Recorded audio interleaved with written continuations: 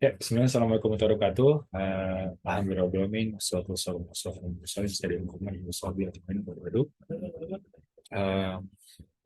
saya ingin mulai dulu dengan baca basmalah. Saya kayaknya mulai coba sesi baru ya, sesi ngomongin buku sebenarnya. Ini sebenarnya kok tipikalnya adalah tipikal inspectional reading juga. Saya coba buat konten baru. Saya coba berusaha untuk engage ke teman-teman gitu. Terus juga apa namanya, saya juga menjelaskan sebenarnya buku itu bahas apa gitu. Jadi ketika mengganti daripada konten saya yang sifatnya feed ya. Jadi saya coba seperti itu. Jadi saya coba untuk memakai inspectional reading tentunya salah satu biasanya dalam basis buku juga saya juga karena buku itu seperti saya sebutkan sebelumnya bahwa dia tuh ada sifatnya intellectual property gitu. Dia bersifat gagasan, dia bersifat tulis dan dia bisa disampaikan ke pembaca. Jadi sehingga apa yang saya akan sampaikannya adalah upaya untuk menghidupkan diskursus. Nah, lalu kemudian apakah diskursus itu akan berhenti di sini atau tidak, tentu memang daripada kepentingan daripada membacanya itu dan juga keutamaan daripada penulis. Jadi, oke, menurut saya, jadi kenapa saya pilih adab dan fikih bermedia sosial? Karena menurut saya ini cukup, cukup bukunya cukup mudah dimengerti ya. Jadi sebenarnya bahkan dari judulnya saja kita udah bisa paham gitu bahwa sebenarnya yang dimaksud sama si penulis itu adalah tentang adab, tapi adabnya lebih kepada etika, gitu. Bagaimana tata cara berperilaku. Fikih adalah berbagai hukum syara gitu, apakah boleh atau tidak gitu. Ini haram, mubah, sunnah, makruh dan haram. Khususnya di media sosial. Nah, walaupun dia pakai subjudulnya untuk santri, pelajar, mahasiswa dan orang tua. Jadi dia untuk menyasar para pelajar. Jadi secara spesifik dia menyasar kepada mereka. Jadi kita membaca judulnya tuh, oh, sekarang kurang jelas, bagaimana? Terus putus. Oh, maaf. Sekarang gimana? Udah jelas belum?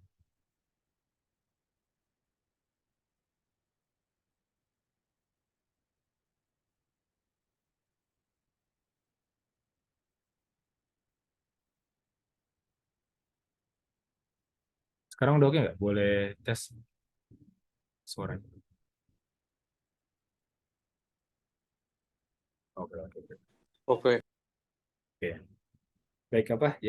Apa? Jadi dalam pandangan saya adalah ketika melihat judul pertama kali ada fikih bermedia sosial, maka pandangan saya itu akan mengira, oh, ini adalah buku yang membahas kan tentang bagaimana seseorang itu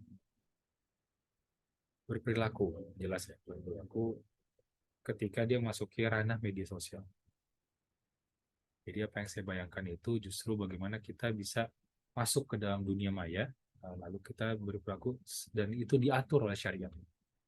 Karena dia ada kata fikihnya di situ. Fikih itu udah erat kaitannya syariat, sehingga nggak bisa nggak bisa dipungkiri ini bukan soal etika semata atau makanya dia memakai kata adab di sini.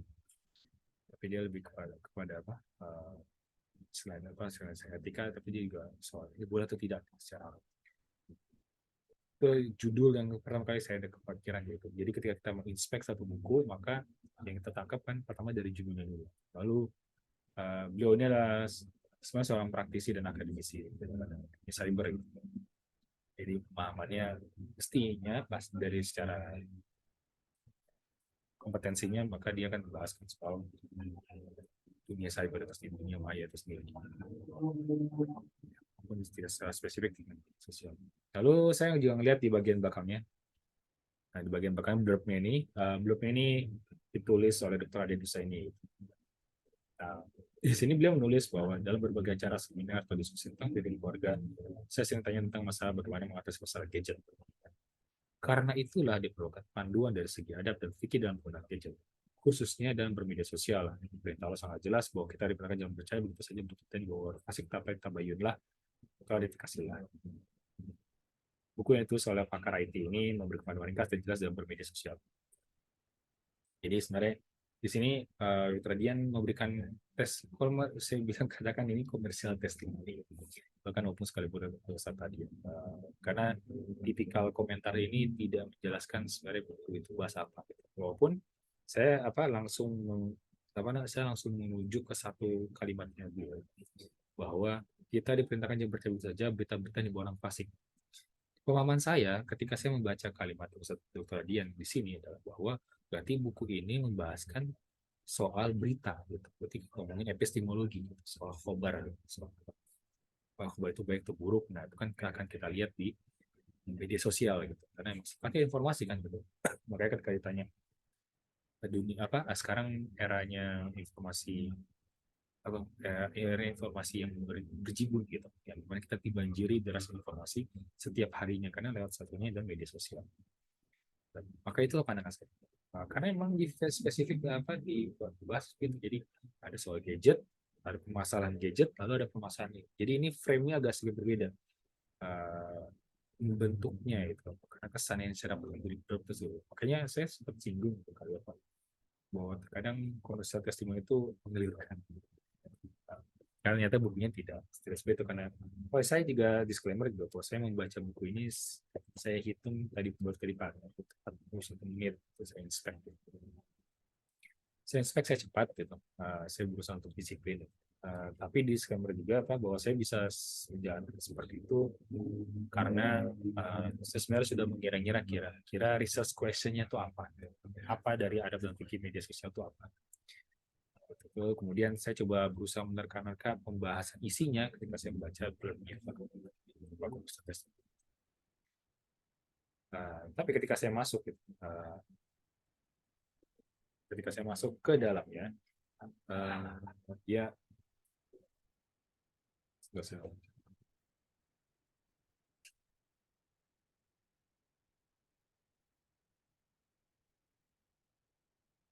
ketika saya masuk ke dalamnya, saya langsung buka biasa introduction. Introduction-nya adalah research question adalah bagaimana cara berbicara di media sosial, materi gaya. Lalu kemudian secara subjudulnya yang saya coba analisa sedikit bahwa menjawab korelasi adab fikih dan UU ITE dalam relasi sosial. Nah, kalau ini relasi sosial berarti saya anggap fikih berarti fikih pergaulan. Jadi fikih pergaulan. Nah, ini sebenarnya ada di kitab Bidayah Hidayah di dunia siber. Dia memakai kata dunia siber. Walaupun apa cyber di sini tuh adopsi dari cybernya cyber bahasa Inggris itu dengan cyber security, kata keamanan internet dan sebagainya. Cyber. Lalu dunia siber tuh ada sebenarnya itu banyak ya, sebenarnya itu kurang lebih luas sih. Ada email, ada web, ada medsos gitu. Tapi dia spesifik ke media sosial.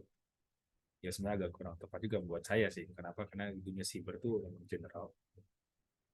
Tapi dia di luarnya tempat media sosial. Jadi agak tidak konsisten itu ketika ada lagi membahas apa yang jadi dunia siber atau apa yang jadi medsos gitu.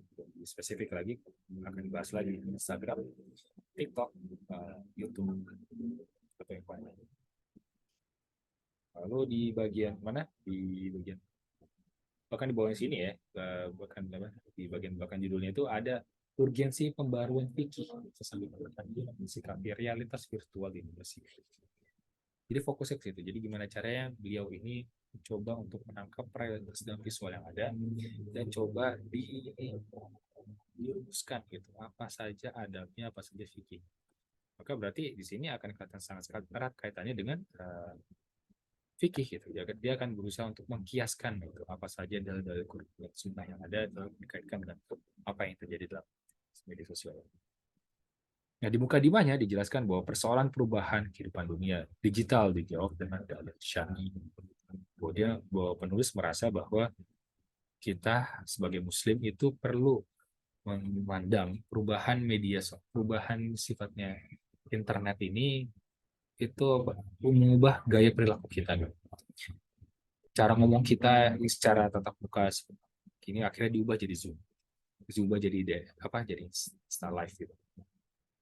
berubah jadi YouTube Live dan segala macam. Itu ada perubahan, bagaimana cara berinteraksi. Lalu disebut dalam kalimat juga penulis menuliskan apa? Harapan penulis ya. Pembaca melihat efek perkembangan IT dan implikasinya dari sisi adab dan fikih keseharian serta hukum. Nah, jadi kan sisi adab dan fikih. Maka berarti dia sebenarnya berusaha melihat pergaulan dari sisi fikih dan hukum. Walaupun sebenarnya itu tidak redundan ya, karena sebenarnya hukum syariat itu ya fikih. Jadi kurang lebih adalah bahwa apa yang diharapkan sebenarnya sebuah dalam secara kata framework itu kan dia menekankan kepada fikih. Sesuai lagi cuma judulnya, jadi sebenarnya konsisten gitu. Lalu ada daftar isi. Daftar isi itu ada 9 ya, 9 topik ya. Topik bab pertama, dunia siber dan aplikasinya di kehidupan. Ya, nah, beliau memasukkan definisi ya, maksudnya apa yang dimaksud dengan siber. Siber yang dimaksud dalam media elektronik dalam jaringan komputer yang dipakai untuk keperluan komunikasi satu arah maupun dua arah, secara bidireksional maupun unidireksional. Bahasa ini satu term baru. Jadi kalau dia mengatakan bahwa bidireksional itu konfirmasi korespondensi, tapi ini bahasa saya untuk menjabarkan kalimat beliau. Jadi sebenarnya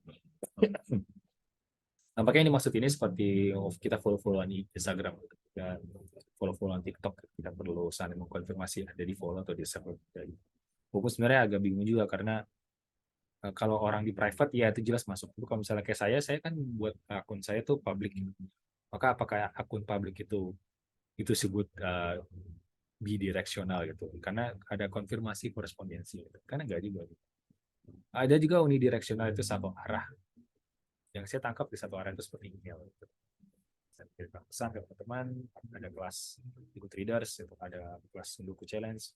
Lalu itu sifatnya satu arah. Hanya pemberitahuan ya, sifatnya saya membuat grup WhatsApp di mana setiap orang tuh bisa berinteraksi, makanya disebut bidireksional. Jadi ini definisi yang saya nggak tahu dari mana, itu mungkin baru beliau memang pakar itu.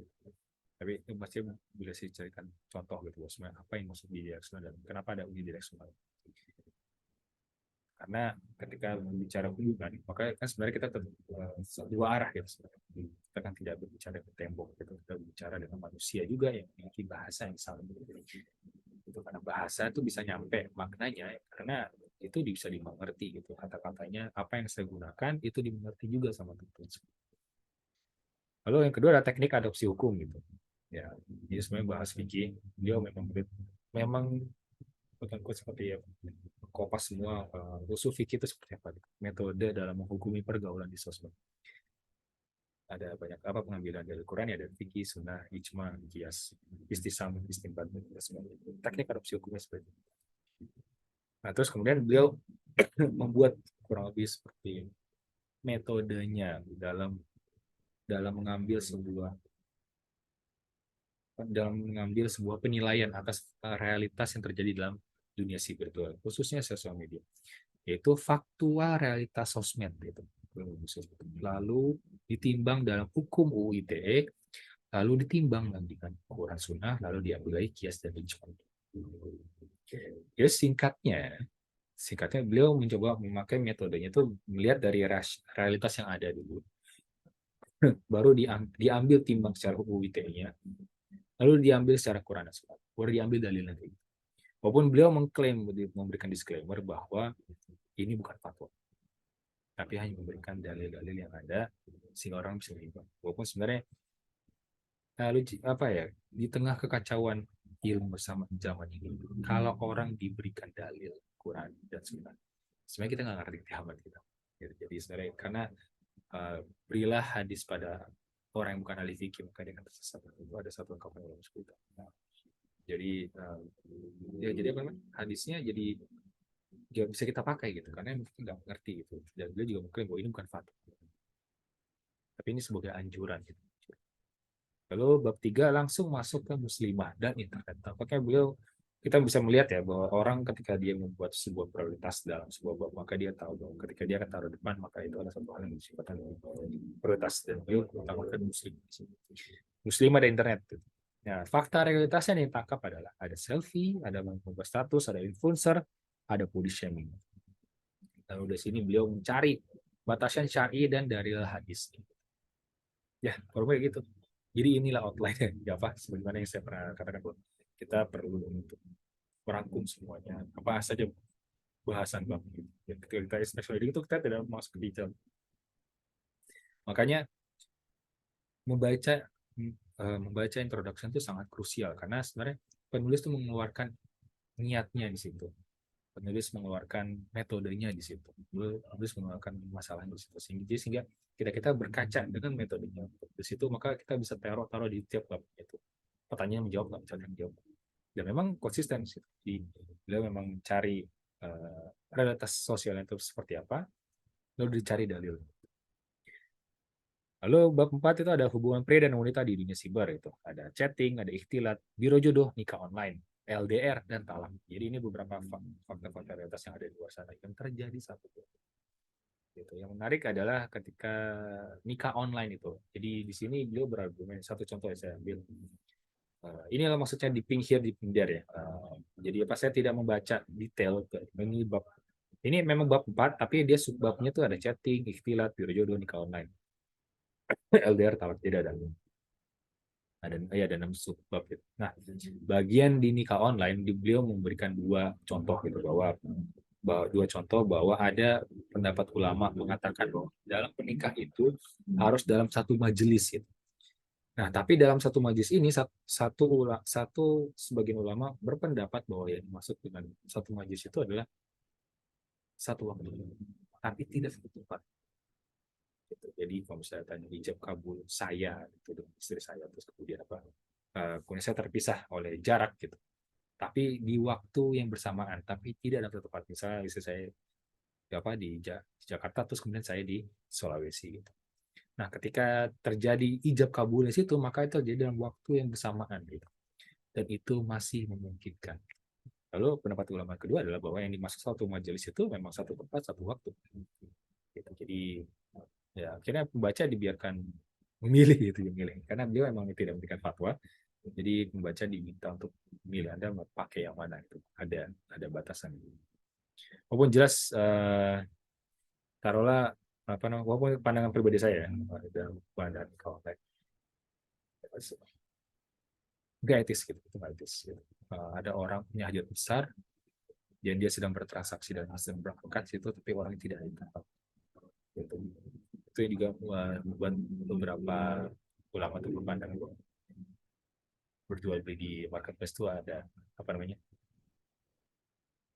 harus ada konsennya gitu harus tanda persetujuan dan itu apa memang kita emang klik klik klik beli dan barangnya emang bisa dikirim baru datang itu bisa aja saja tapi ini kan ini ada misalnya golizo gitu nikah gitu. bukan beli barang gitu jadi itu satu hal yang berbeda. Jadi kayaknya nggak bisa sama gitu. Lalu juga ada talak ya. Ini juga talak terjadi juga di kasus salah satu influencer dulu. Jadi ya menalak istrinya itu lewat WhatsApp gitu. Apakah sah atau tidak? Ya dihukumi sah karena emang hubungan karena sebenarnya chat itu dihukumi sebagai hafaz gitu. Gitu. Jadi itu sah. Setelah saya itu sah, tapi nggak etik, nggak berada. Gitu. Nah, terus lalu masuk ke bab 5 itu interaksi sosial di dunia cyber.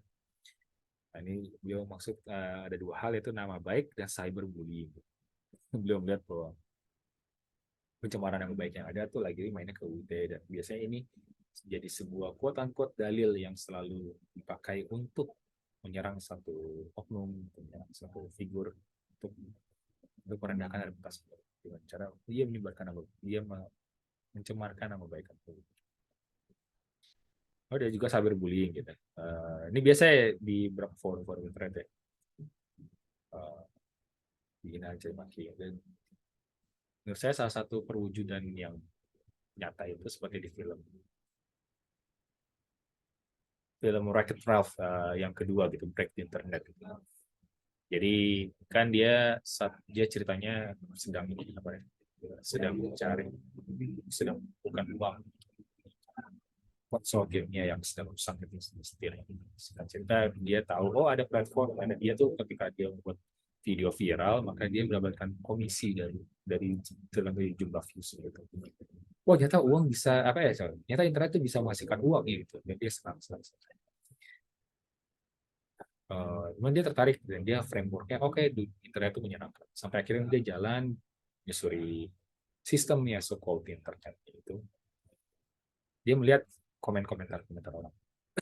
Saya nggak suka bertetap karena ini saya nggak suka dia tampaknya dia karena banyak komen yang berseliweran di komentar di sosmed ya bahkan ya saya pun juga kena gitu kayak banyak yang gitu jadi kayaknya apa satu risk satu risiko menjadi orang terkenal adalah ya ada aja orang berseliweran lewat komen nggak tanpa itu sah bisa itu bisa jadi asal mungkin apakah legal selama selama masih omongannya tidak menyangkut apa-apa itu belum bisa jatuh hukum karena kalau misalnya kayak gitu berapa banyak orang yang akan kena UU ITE hanya karena dia sama kayak gitu ya sebaiknya sabar aja gitu nggak ada yang baik secara sempurna.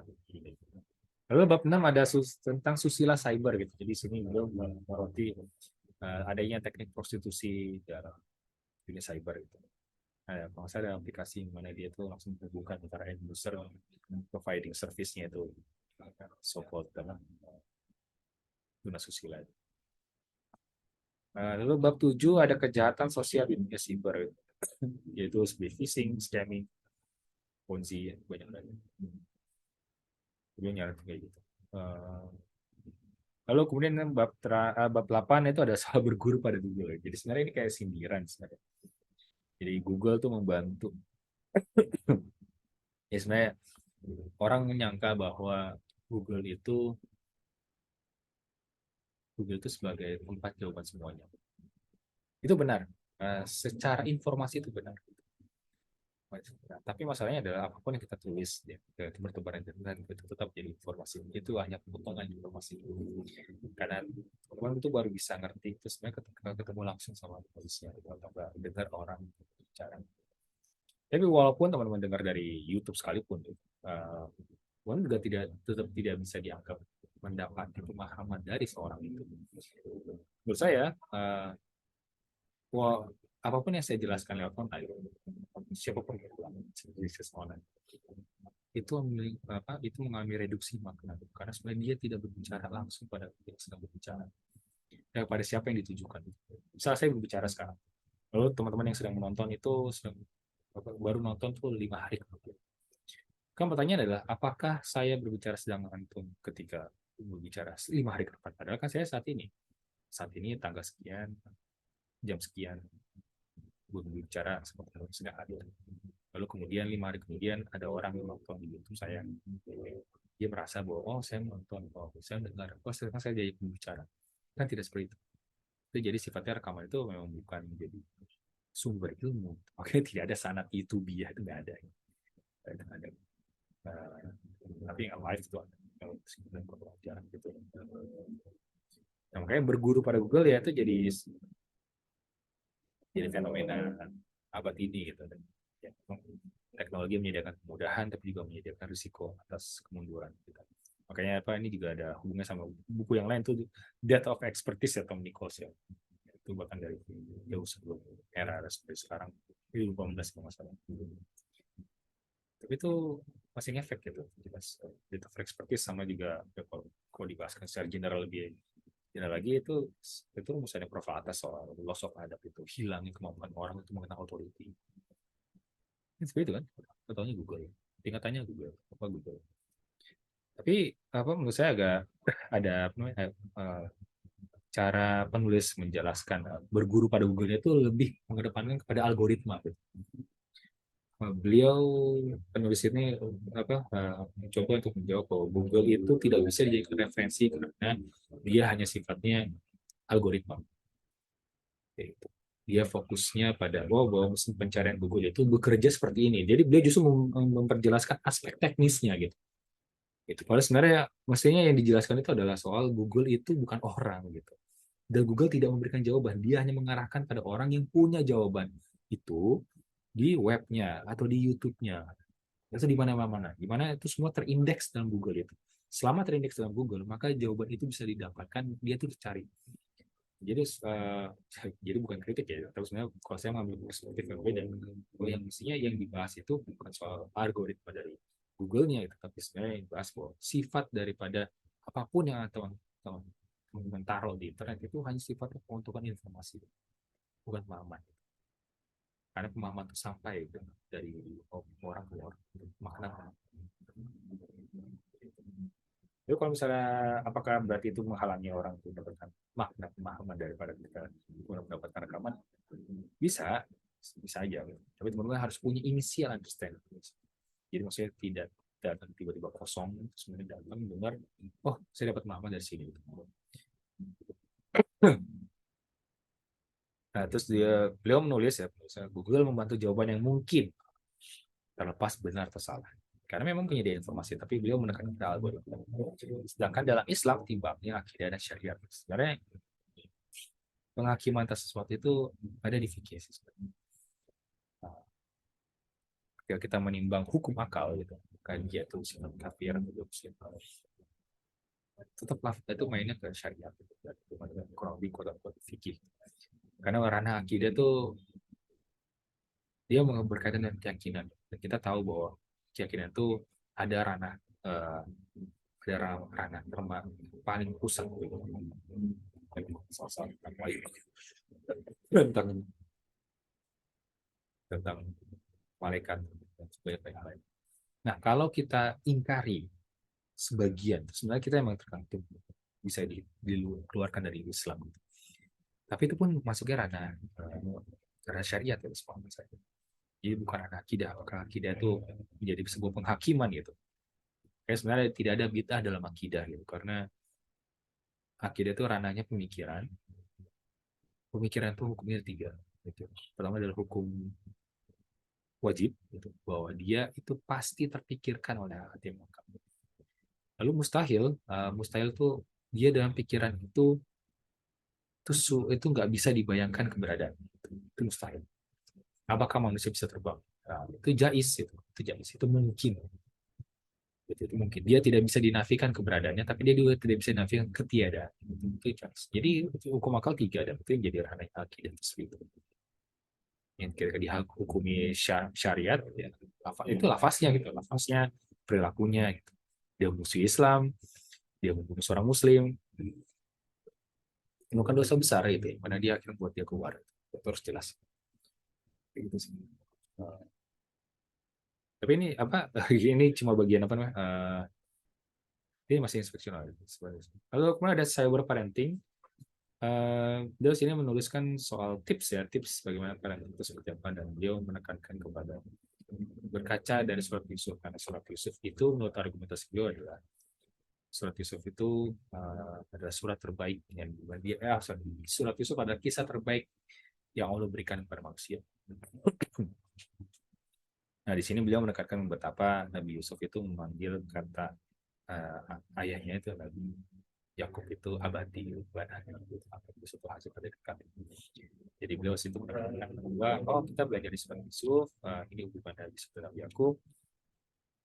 Bahwa dari situ kita harus tekankan bahwa orang tua harus mendekat kepada anak. Harus mendekat kepada anak. Jadi tipsnya seperti itu. Jadi sebetulnya jadi buat saya ini bukan dalam tataran operasional. Kira-kira anak itu perlu beri waktu berapa lama.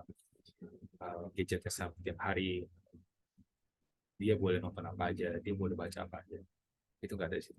Karena beliau langsung ngambil dari Qurannya, dia diambil tipsnya seperti itu. Jadi ini berarti boleh pikiran dia. Ya, ini makanya saya bilang tadi, mengacu pada yang tadi apa tentang commercial testimony dan dokter dia itu, yang menurut saya kalau saya terfokus sama satu kalimat itu jadi agak nggak nangkep gitu. Jadi kalau saya tangkap dari kalimat itu ada dia, buku ini bahas tentang klarifikasi informasi gitu. Bahwa media sosial pada gadget dia mungkin sangat mungkin menyebarkan berita bohong. Tapi akhirnya berita bohong itu tidak terbahas sedikit pun gitu kan. Dia sebenarnya membahaskan jadi Itu apa? Kadang kita nggak apa, baca blurb seperti atau enggak testimoni itu bisa bisa jadi tidak tidak menjelaskan isi bukunya, bisa jadi seperti itu. Lalu khatimahnya secara pemikirnya, perlunya urgensi pembaharuan fikih di era cyberspace. Ya, karena beliau fokusnya karena fokusnya IT. Beliau membahas bahwa kita memerlukan fikih yang perlu untuk menjelaskan apa yang terjadi dalam dunia cyber. Lalu pengetahuan dasar pada kaum muslimin dalam bertindak dan interaksi sosial di dunia cyber. Jadi diharapkan bahwa fikih itu justru menjadi sebuah ilmu landasan untuk bisa berinteraksi sosial di dunia cyber. Sehingga perlu ada pembahasan politik dan ekonomi. Nah ini buat beliau sebuah saran ya untuk para pengkaji dunia cyber berikutnya, bahwa perlu adanya pembahasan secara politik dan ekonomi karena semuanya itu ada di situ. Kita nggak cuma berinteraksi sosial, tapi juga berhadapan dengan politik maupun ekonomi itu sendiri. Makanya beberapa orang menyebut ini sebagai kreator ekonomi atau attention ekonomi. Tapi saya bertanya ke kawan saya yang dalami bagian ekonomi. Saya bertanya apakah tepat menggambarkan bahwa ekonomi sosial, ekonomi di sosial media itu sebagai sebuah ekonomi yang merevolusi gitu. Katanya sih enggak. Yang diubah adalah gaya approach ke end usernya tuh. Dulu kita kalau beli buku itu harus ke reseller baru ke distributor. Tapi sekarang dengan ada sosmed, si penerbit itu bisa langsung jadi ketembak ke end user. Ini bisa kok. Jadi tapi tetap ya ekonomi terjadi ya ketika terjadi pembelian gitu. Jadi purchase-nya ya ketika lihat aja. Jadi sosmed itu sebenarnya jadi showcase konten aja. Cuma terasa kita lebih dekat gitu. Kita lebih gampang untuk akses ke penerbitnya, akses ke penjualan. Sebenarnya kayak gitu. Jadi tetap transaksi ekonomi itu buy-ahnya itu jadi secara real time gitu. Secara real time atau kan memang tidak, tapi intinya tetap jual beli juga. Jadi attention ekonomi ini hanya mengubah gaya approach ke mendekat ke konsumennya itu kayak gitu. Lalu pertanyaan terakhir apa? Tadi saya jelasin ya, ini buku apa? Ini khusus siapa? Mas. Lalu sekarang strukturnya apa? Tadi ada 9 bab, ada mukadimah, terus sekarang ada khatimah. Lalu sekarang pertanyaan terakhir dari Inspirational adalah, does it deserve analytical reading? Menurut saya tidak. Pembahasan tematik dan tema besar soal fikih pergaulan. Jadi ketika kita bahaskan etika, maka itu sebenarnya suatu sifatnya praktikal. Itu sebenarnya dia bukan yang menuntut kita untuk berpikir lebih mendalam terkait suatu hal. Karena memang ini etika, gitu. Jadi tata cara berperilaku. Bukan memang berpikir. Dan tidak ada terma-terma yang perlu diklarifikasi. Karena kalaupun ada yang perlu diklarifikasi adalah pemahaman kita terhadap dalil-dalil yang dibawa oleh buku. Jadi apa namanya? Beliau banyak menyadur banyak ayat Quran dan juga menyadur banyak hadis. Gitu. Jadi sebenarnya yang perlu diklarifikasi pemahaman kita terhadap dalil yang dibawa itu nas-nas. Gitu. Tapi kan itu bukan bagian dari penulisan itu. Gitu. Tapi dapat menjadi himpunan sumber referensi terkait dalil Quran dan hadis kan, dan sedikit singgung soal fatwa yang ada. Jadi beliau memang tidak hanya beberapa subbab saja beliau persoalan saja beliau menyekutip fatwa ulama, satunya fatwa ulama Mesir berlaku khususnya apa soal endorsing, kalau nggak salah itu soal endorsing gitu, apakah itu boleh atau tidak, apakah soal boleh mendapatkan reward daripada mereka mempromosikan satu barang itu. Nah, buku ini baik sebagai pembuka diskusi soal etika pergaulan di sosial media. Walaupun dikatakan media sosial, tapi kata yang terma yang dipakai oleh penulis itu adalah dunia siber. Asal dunia siber. Kita dari sini bahwa dunia siber itu lebih luas gitu. Sebenarnya kan ada email, ada website. Ada banyak yang lainnya, dan media sosial hanya bagian dari media siber itu, sedangkan dia beliau fokus pada media sosial. Gitu sih, itu saja dari sisi fan reading. Ya ini yang saya maksud dengan ketika inspirational reading. Jadi kita membahaskan entitasnya, lalu terakhirnya itu jelaskan secara argumentatif itu apakah buku ini dibaca secara kritis tidak. Dan kalau memang misalnya saya membaca ini bersusah gitu, kalau misalnya bisa asing 40 menit, habis nih satu buku, kan ini bisa dikatakan inspirational reading, ini pembuka gitu, ya udah habis sih, berkurang sudokunya gitu. Berkurang satu dalam waktu 41 menit bisa. Tapi disclaimer-nya teman-teman harus sudah bisa pandai melakukan apa saja yang penting dalam waktu ringkas gitu, dan sudah memikirkan membuat research question-nya dulu sih, buat research question-nya. Jadi sebenarnya buku ini bahas apa, harus bisa memproyeksikan atau nggak bisa mengira-ngira pertanyaan tentang apa ya. Baru akhirnya dijalankan, ambil perkataannya penulisnya itu dari mukadimahnya, lalu terapkan ke dalam subjek pembacaan. Kayak gitu sih, itu saja dari saya. Ini soal adab dan fikih bermedia sosial, karya Insinyur Munawar PhD. Ini terbitan Arko, halamannya 287. Ya gitu, terbitan Arko. Jadi langsung di Books. Oke, itu saja dari saya. Mungkin Mas Ganisa atau Mas Anggi mau komentar atau tanya-tanya soal bukunya atau soal teknik special reading.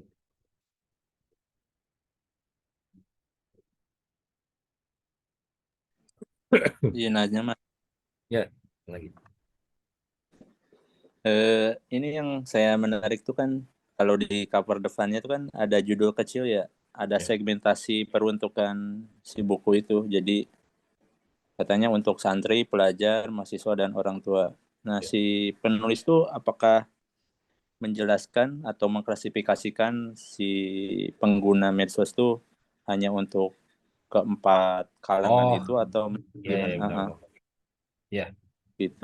pertanyaan Terus bagus. yang Oke, pertanyaannya terus juga. yang terusnya tadi kan sebetulnya kan saya juga ini baca-baca juga bahwa MUI juga udah punya fatwa tentang panduan bermedia sosial ya tahun 2017 nomor Oh, 24 di sini. media Ada sosial. juga bermedia sosial. Jadi panduan bermedia sosial sesuai fatwa MUI nomor 24 tahun 2017. Jadi Oh, boleh tapi di-share Mas baru di grup ya. disahkannya ya, baru disahkannya tuh 2022 kalau nggak salah di sini.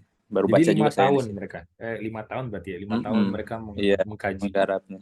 Oh, Terus kalau tadi misalkan tidak apa penulis tidak menginikan ke fatwa, artinya nanti kalaupun dia bikin semacam tadi kan apa urutannya kan dia membaca realitas yang ada, terus ya, menilainya dari undang-undang ITE, terus ya, baru dari Al-Quran itu ya Mas ya. ya Artinya betul. nanti bakal kalau si term and conditionnya si algoritma yang punya ininya medsos dirubah, artinya rubah juga berarti ya Pak. Apa yang berubah? Yang bersinggungan gitu. Misalkan dia kan udah bikin panduan dari segi fikih dan secara adab gitu. Oh, oke, oke, oke. Nah, Ya, ya. kayak gitu. Gimana menurut pendapat Mas Kun? Itu Oh aja ya, sih. oke, masih. Makasih Mas. Ya. Pertama-tama tuh ya klasifikasinya ya, kenapa ada klasifikasi santri, pelajar, mahasiswa, orang tua. Saya nggak dapat justifikasi itu, nggak dapat. Kenapa beliau harus menembak 4 orang itu? Apa harus menembak 4 itu? Seakan-akan apa namanya, yang dibahaskan di media sosial itu hanya berkutat 4 ini. Padahal kan enggak ya, kita tahu ada banyak sekali beragam jenis orang dan tingkat intelektualitasnya di sosmed itu. Kita bisa temukan dari berbagai macam range interestnya gitu, baik dari ranah intelektual maupun ranah entertainment khususnya, dan banyak ada sport, dan banyak untuk apa, untuk bahas yang gibah gitu, sama mungkin sih. Tapi karena memang akhirnya sosmed tuh mostly it is for entertainment gitu. Makanya education itu nggak bisa lewat sosmed, nggak bisa, cuma teaser aja gitu, cuma teaser aja. Ini kayak gini nih bisa lah gitu, mendekati gitu, mendekati. Nggak ada justifikasi klasifikasi daripada itu penulis soal ada bagi penulis sosial. Saya udah baca saya udah baca muka dimanya dan coba cari bacanya, tapi itu nggak ada. Kalau menurut saya, hipotesis saya itu soal kenapa harus ada 4 ini, itu dia menekankan pada ada apa yang terjadi pada muslim, muslim. karena dia fokus pada santri sebagai penggunanya dan langsung ke terlibat dan muslimah di internet. Kalau saya tangkap ya, beliau mengklasifikasikan keempat kayak gini. Makanya adalah adab-adab yang bisa dimengerti dan bisa dipraktikkan langsung oleh para santri. Dan kalau untuk orang tua jelas bukan justifikasi ya, tapi sebenarnya lebih pada peruntukannya ada, karena di paling belakang itu bab 9 itu soal tips parenting gitu. Jadi, tapi beliau nggak mau mungkinnya langsung surat Quran gitu. Terus kemudian tidak diturunkan sampai ke operasionalisasinya gitu ya, sebenarnya bagaimana sebenarnya hubungan gaya komunikasi antara ayah ke anak gitu.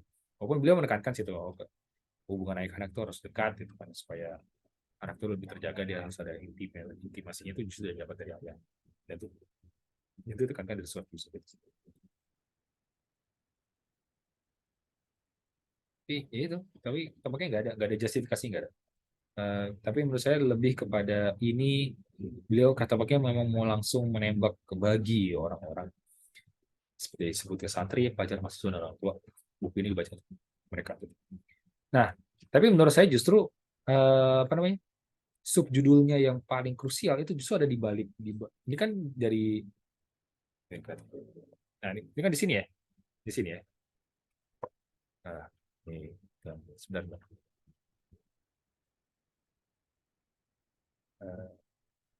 Oke. Nah kan dari sini ya, ini untuk santri, pelajar masih orang tua. Ini kan judulnya gitu, subjudulnya. Tapi sebenarnya yang paling menjawab itu sebenarnya ada, justru ada di sini gitu.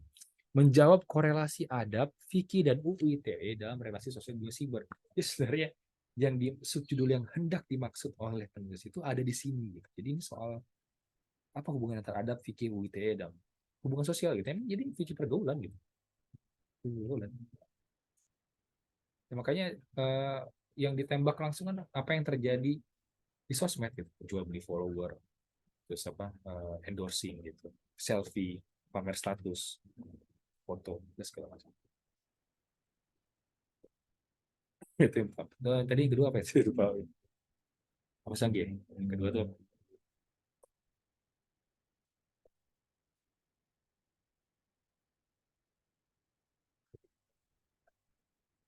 tes, halo, Mas Anggi, Mas Ade.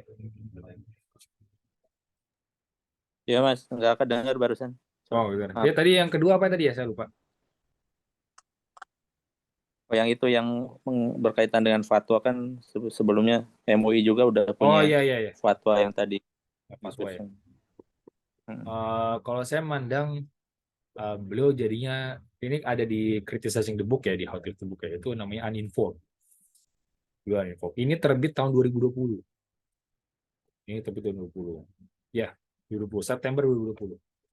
Waktu fatwanya itu terbit 2022 kan gitu. Jadi maksudnya beliau nggak tahu gitu. Jadi beliau uninformed gitu tentang adanya kehadiran adanya panduan bermedia sosial. Lalu kemudian apakah berarti ini jadi kayak kan nggak relevan itu, apakah berarti harus dibuat banyak fikih-fikihnya. Jujur kalau saya belum pendapat soal fikih sebelum menjadi bagian saya, bagian bidang saya. Uh, Terlalu banyak detail di sini, terlalu banyak kasuistik. Nah, masalahnya untuk bisa masuk ke sini kita memerlukan usul fikih. Kita perlu masuk usul fikih. Jadi nggak asal langsung ambil dari hadisnya tembak. Oh ini ini hukumnya, ini fatwa. Makanya jadi buat saya pemberian dalil Quran dan hadis di sini justru buat orang awam tuh justru kan semakin membingungkan. Sebenarnya saya harus memutuskan ini seperti apa. Gimana saya memutuskan hal itu? Nggak bisa akhirnya. Jadi mendingan gampangnya sih dengar aja produk ulama itu deh fatwa itu apa. Jadi tapi kalau misalnya apakah perlu dirubah kalau ketika algoritma berubah, algoritma itu hanya mengubah cara view-nya, cara apa namanya, matrix untuk menentukan apakah konten itu berharga atau tidak. Dulu di Instagram itu likes itu adalah metrik yang berpengaruh. Jumlah follower itu juga berpengaruh. Karena semakin kita banyak likes, artinya orang-orang tandanya suka, dan orang suka berarti dia bisa dimasuk ke feednya orang itu. Terus semakin banyak orang follower, maka dia semakin so-called credible. Gitu. Tapi sekarang itu bukan soal itu, tapi soal share sama save. Kalau dia share, berarti pembaca itu di medsos itu dia sudah voluntarily giving the value from the content creator. Lalu ketika dia save, berarti dia sangat tahu bahwa itu relate. Sekarang like sama komen itu sebenarnya sudah bukan jadi metrik perhitungan lagi. Lalu kemudian apakah jumlah follower itu juga menentukan apakah dia disebar sama orang itu? Karena nggak juga. Uh, Follower saya jujur baru 1.300 sekarang di Instagram. Tapi reels saya itu bisa nyampe views-nya tuh sampai 5.000. Karena itu disebar, reels itu disebar. Reach-nya tuh banyak. Bisa diperbanyak. Ya jujur ini 5.000 tuh buat saya tuh rekor ya buat saya. Karena biasanya saya tuh cuma dapat 1.000 atau 2.000 view. Gitu. Jadi random gitu, bisa serandom itu. Gitu. Tapi kalau diubah algoritma itu cuma mengubah cara main kontennya aja gitu, bukan mengubah si pergaulan itu sendiri.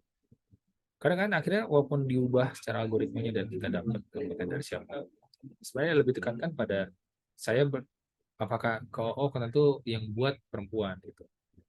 Lalu apakah saya komen sama dia itu apa tidak? Apakah saya ketika DM itu disebut kita atau tidak? Itu kan bukan jadi bagian itu. Makanya sebenarnya apa namanya yang jadinya akan sangat kasuistik dan ketika kita menemui masalah baru kita membutuhkan produk hukum baru, kita membutuhkan pasal baru karena tergantung daripada si masalahnya itu sebenarnya fakta itu sebenarnya itu sama kayak misalnya ada yang sekarang terjadi adalah apa ada kasus foto prewed terus akhirnya menyebabkan kebakaran dalam radius 50 km. Akhirnya setelah keadaannya kejadian itu, akhirnya pihak berwenang itu kan akhirnya baru menimbang kalau orang mau masuk dia masuk dia harus punya izin, dia mau ngapain aja, dia bawa properti apa, dia mau apa. Akhirnya itu pun baru jadi sekedar pertimbangan. Nah, akhirnya ketika ngomongin soal apa yang terjadi dalam fikih sosial, apa dalam media sosial, kita harus melihat dulu apa yang sedang terjadi gitu. Jadi melihat fenomena yang ada di realitas di dalam kacamata fikih kita tuh harus melihat yang ada dulu gitu karena kita jangan memunculkan apa yang nggak ada, produk itu nggak ada walaupun memang secara fikih para ulama itu juga bisa memikirkan secara futuristik gitu kira-kira kalau terjadi gimana apa yang akan terjadi apa yang hukumnya apa hukum itu bisa kayak gitu tapi akhirnya itu jadi sifatnya partikular saja gitu kalau saya mau dapat apa itu main akhlak pergaulan saja gitu. Atau etikanya baik seperti apa gitu. Kalau ada orang menyebarkan di sosmed, kita nggak bisa balas gitu karena ya itu cuma jadi komentar yang berseliweran aja gitu. Salah satu polisi saya adalah ketika dalam sosmed adalah saya nggak mau debat membalas konten itu lebih dari 2 kali gitu. Kalau lebih dari 2 kali saya nggak mau balas lagi. Terlepas dia mau menang atau gimana saya terus. Karena apa? Karena emang akhirnya itu cuma jadi debat kusir gitu. Kayak gitu. Nah, polisi ini kan bisa diterapkan ke siapa saja. Gitu.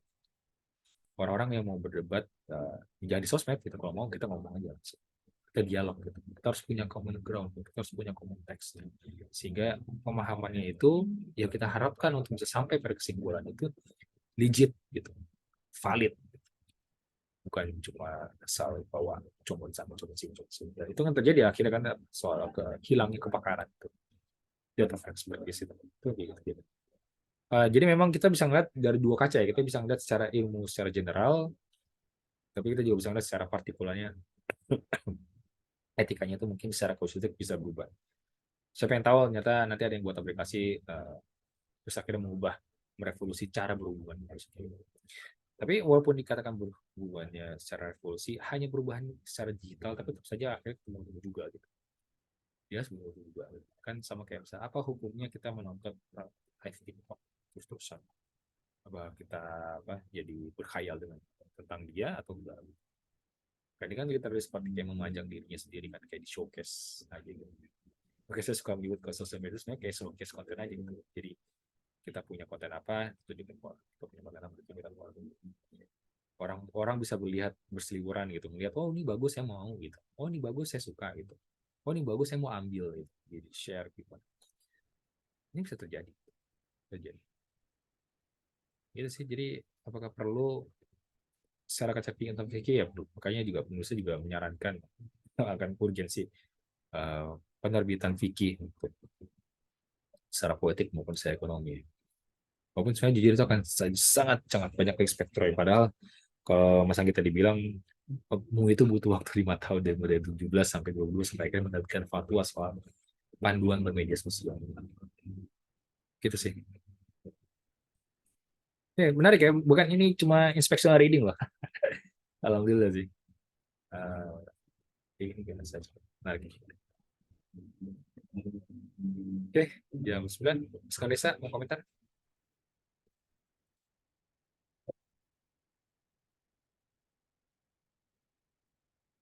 Ya tadi ada satu. Ada? Mas Anggi mau tanya lagi atau mau komentar satu?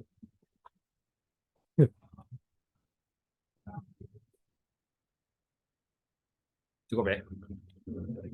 Oke. Terima kasih atas kehadiran teman-teman semua.